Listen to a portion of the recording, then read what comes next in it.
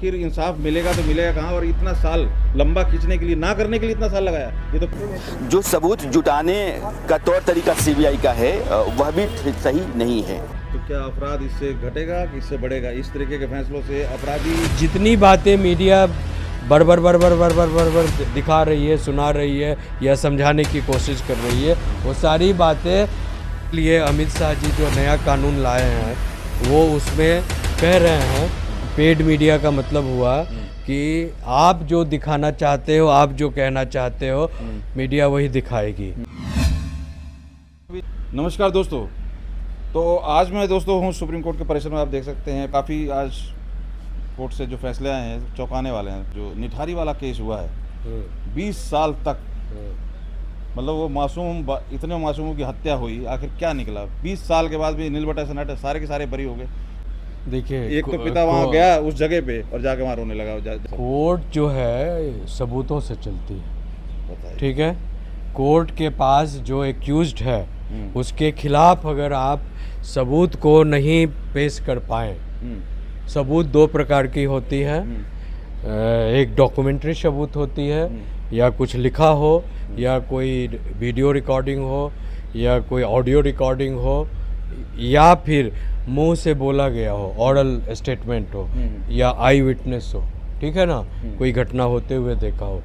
लेकिन अगर किसी भी केस में ये तीनों चारों सबूत जो पैटर्न है अगर नहीं मिल रहा है, या एक दूसरे से कोऑर्डिनेट कंजोनेट नहीं कर रहा है सबूत, तो ऐसी हालत में जो है ये तमाम जो है बड़ा से बड़ा अपराधी सबूत के अभाव में छूट सकता है।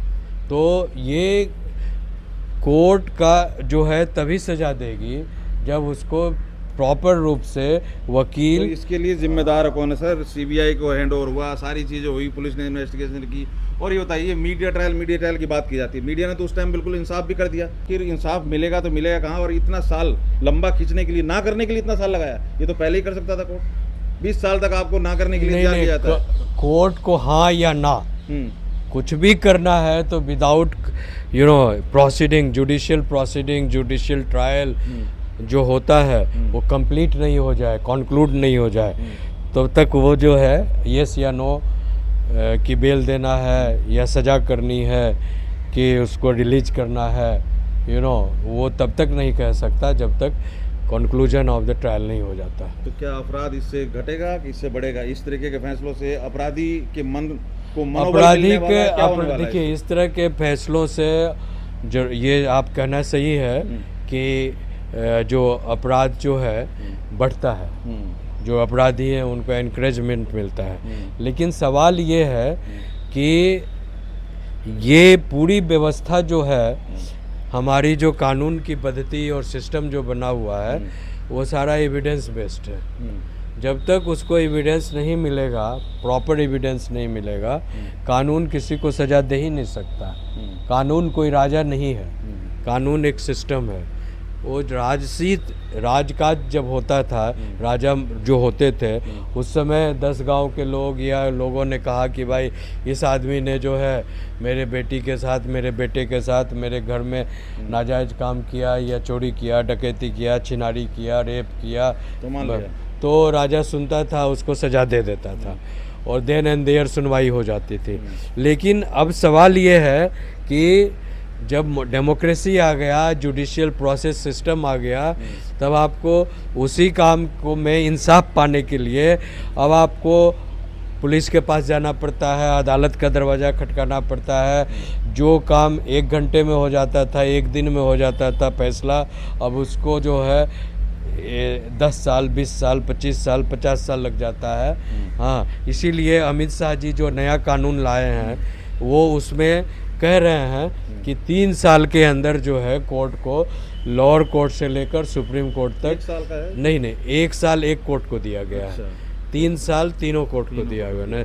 लोअर कोर्ट के बाद इन्फॉर्मेशन की बात हो रही है। हाँ, लोअर कोर्ट में 1 साल, हाई कोर्ट में 1 साल ट्रायल का, ट्रायल तो लोअर कोर्ट में होता, अपील का 1 साल हाई कोर्ट में, फिर सुप्रीम कोर्ट को भी 1 साल दिया गया है कि आप जो नए केस आए उसको 3 साल के अंदर ख़त्म कीजिए, ठीक है, तो इस तरह की बात है। तो अब ये जिस तरीके से मीडिया में चीजें उठती हैं, मीडिया तरह तरह के सबूत देती है, तरह तरह की बातें होती हैं, हाँ। पता नहीं क्या क्या उन्होंने, वो तो वहाँ एक तरह से देखा जाए तो जजमेंट भी एक तरह से आ जाता है, और लोगों को जैसे वो तलवार का केस हुआ, चाहे ये हुआ, लोग बना के बैठ गए कि ये हुआ है, और मतलब इतने सब कुछ जो चीज़ें मीडिया में चलती हैं, ये कोई भी मतलब किसी भी तरीके का कोई प्रूफ नहीं, कुछ नहीं, चाहे कोई भी चीज़ें हो, ये सब मतलब क्या लोग क्या समझेंगे। कोर्ट जो स्पेशल कोर्ट है सीबीआई का, वह उसी चीज को सही मानते हुए उसी के आधार पर फांसी की सजा देता है, और उसी दोनों प्रोसेस को गलत मानते हुए हाई कोर्ट इन दोनों को बरी करता है। इसमें से सही क्या?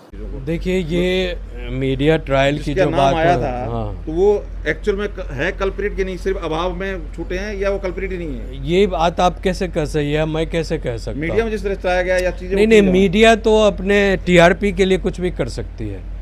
मीडिया जो है टीआरपी पाने के लिए कुछ भी सनसनीखेज लगा देती है, कुछ भी इस तरह का न्यूज़ बना देती है कि लगे कि पता नहीं कितना बड़ा क्या बम ब्लास्ट हो गया, क्या हो गया।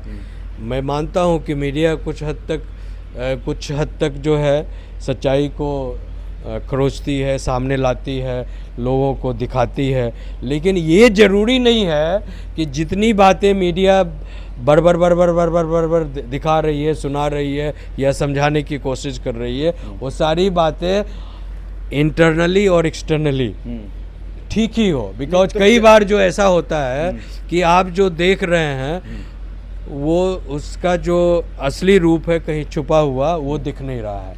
कई बार ऐसा होता है जो दिख रहा है वो सही नहीं है और कुछ अलग तो उसका है। मैं अगर मैं मतलब नॉर्मल कॉमन मैन बात करूँ या समझने की कोशिश करूँ केस को, तो मीडिया से जैसे कई बार देखा आपने, आतंकवादी घटना हुई तब मीडिया को ब्लेम किया गया कि उन्होंने सारी चीज़ें एक्सपोज कर दी, सारी चीज़ें रिवील कर दी, नहीं करनी चाहिए थी। ऐसे ही इन तरह के केस जो हाई प्रोफाइल केस या उस तरह के केस होते हैं हीनियस, उसमें मीडिया का जो बढ़ चढ़ के आना, तो क्या ये जो क्रिमिनल पॉइंट से उनको हेल्प मिलती है कि वो सारे प्रूफ जिसकी बात हो रही है उन सब चीज़ों को हाइड किया जाए, ना तो सीबीआई कुछ निकाल पाती है ना पुलिस? तो ये चीज़ भी कारण है क्या, ये मीडिया में इतने जो हाइप होती है किसी भी चीज़ की, तो ये भी कारण होता है कि इंसाफ को दरकिनार किया जाए?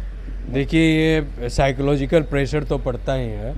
मीडिया हाइप जो क्रिएट किया जाता है तो नुकसान ही है ना, सबूत मिटाने का लिए लोगों को तरह तरह के आइडिया आते हैं फिर। हाँ, उससे साइकोलॉजिकल प्रेशर पड़ता है प्रशासन पर, कोर्ट पर। लेकिन कोर्ट को या प्रशासनिक जो सिस्टम है उसको मीडिया के ट्रायल से इन्फ्लुएंस नहीं होना चाहिए।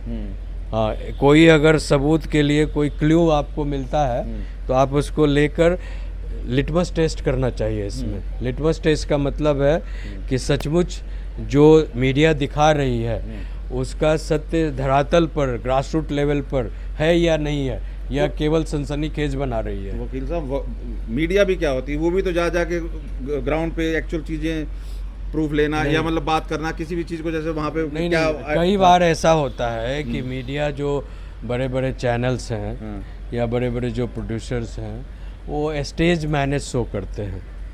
मतलब पहले से ही लोगों को ऑर्गेनाइज कर देते हैं, पहले से लोगों को स्टेज मैनेज शो कहते हैं। इसीलिए सोशल मीडिया का चलन चला है क्या? हाँ, इसी तरह उसको पेड मीडिया भी कहते हैं।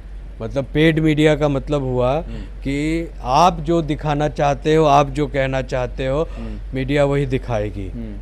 आप पेड हो, मैंने आपको उसके लिए पैसा दिया, आपके चैनल को पैसा दिया कि हमारी बातें ही उसको इस तरह से दिखाओ कि लोगों को, प्रशासन को विश्वास हो जाए। जो ये नूपुर तलवार वाला केस था शायद, अगर गलत नहीं है तो वो हुआ, चाहे ये हुआ, मतलब इसके अंदर एक तरह से मीडिया के तौर पे, मीडिया की तरफ से जो भी चीज़ें आई वहाँ लोगों को एक तरह से कहीं ना कहीं जजमेंट करके बैठ गए कि ये है कल्प्रिट, इसने अपराध किया है। कि मुझे तो ये लगता है कि मीडिया जब किसी चीज़ को उठाती है तो कहीं ना कहीं अपराधियों के लिए वो फ़ायदेमंद होती है कि जितना शोर शराबा हो, जितनी चीज़ें एक्सपोज हो, जितनी चीज़ें रिवील हो, ये हो गया, ये निकाल लिया, वो कर लिया, तो उससे लगता है कहीं ना कहीं जो केस है प्रूफ को ही ख़त्म किया जाता है। क्या कहोगे आप, क्या कहेंगे आप? नहीं, प्रूफ तो सवाल ये है कि जब जो घटना होती है तो उसका फॉरेंसिक जांच के लिए खून को इकट्ठा करना है, या पोस्टमार्टम होता है बॉडी का, या घटना से रिलेटेड जितनी भी सामग्री आसपास में मिलती है वो सारा को तो पहले ही सीज कर लिया जाता है।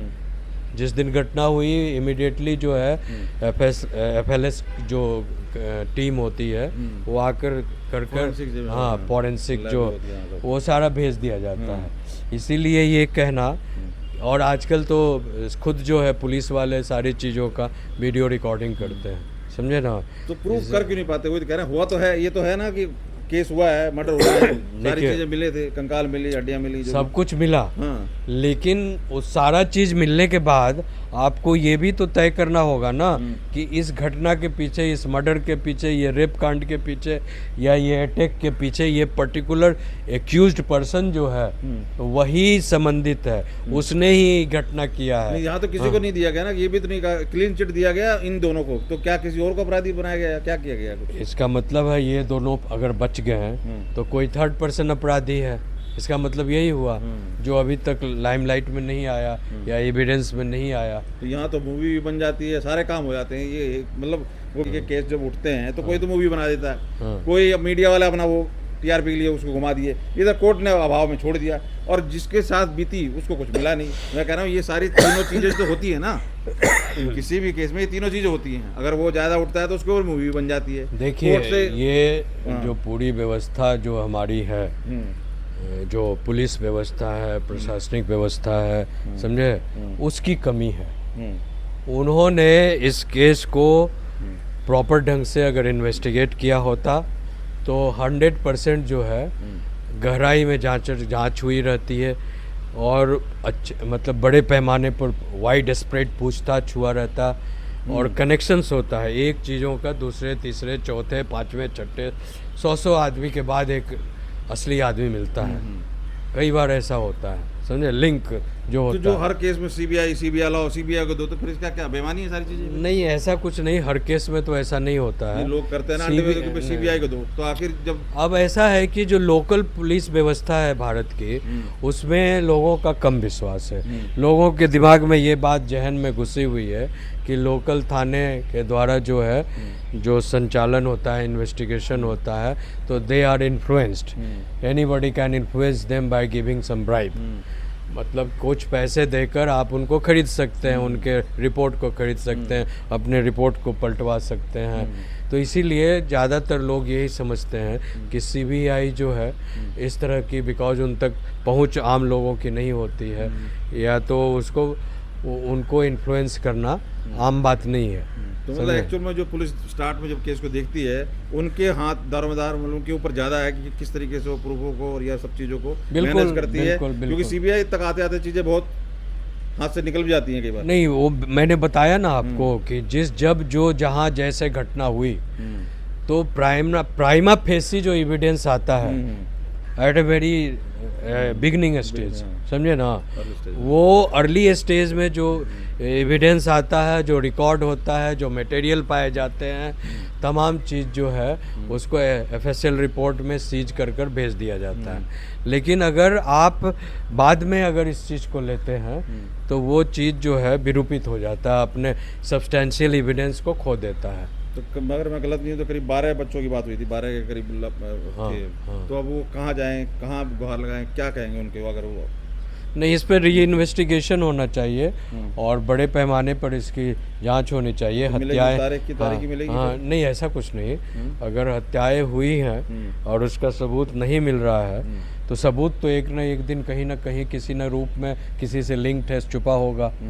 तो इसको जो है एक रिविज़न कर जो है पूरे व्यवस्था को, पूरे सिस्टम को री इन्वेस्टिगेट किया जाए, तब इसमें न्याय मिल सकती है। चलिए, बहुत बहुत धन्यवाद। तो ये थे हमारे साथ सीनियर एडवोकेट सुप्रीम कोर्ट के ध्रुव कुमार जी। और निठारी के केस में जिस तरीके से ये चौंकाने वाला फैसला आया कि सबूतों के अभाव में सभी को बरी कर दिए गए, कहीं ना कहीं काफ़ी आहत करने वाला था। जिस तरीके की मीडिया में खबरें आई कि जिनके साथ हुई है ये घटना, जिनके साथ वो जाकर वो वहाँ पर रोते हुए भी पाए गए। तो ये सारी चीज़ों के ऊपर कैसी लगी ये ओपिनियन और क्या रखते हैं आप राय, जरूर कमेंट करके बताइए। बहुत बहुत धन्यवाद।